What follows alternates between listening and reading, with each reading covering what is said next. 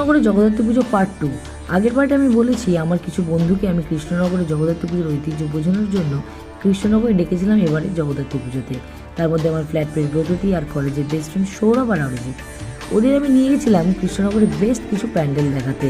আর প্রত্যেকটা প্যান্ডেলের যে আলাদা আলাদা মাধুর্যতা আছে, প্রত্যেকটা ঠাকুরের যে আলাদা আলাদা নাম আছে, এইসব গল্প বলতে বলতেই আমি কৃষ্ণনগরের সুন্দর সুন্দর প্যান্ডেলগুলো ওদের নিয়ে ঘুরে দেখাচ্ছিলাম। এত ভিড়, এত মানুষের ক্রেজ, এই একদিনের ব্যস্ততা সব নিয়ে ওরা দেখে মুগ্ধ হচ্ছিল।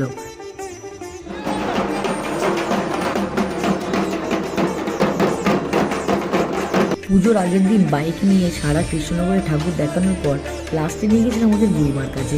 বুড়িমার কাছে যেতেই ওদের চোখে পড়লো প্রচুর মানুষের দণ্ডি দেওয়া। মানুষের যে বুড়িমার প্রতি বিশ্বাস, আস্থা আর ভালোবাসা, তা যে শহরকেন্দ্রিক না হলেও আমাদের মনের মধ্যে রয়েছে এক অটুট বিশ্বাস মায়ের প্রতি, তা ওরা দেখে বেশ ভালোই বুঝতে পারছিল।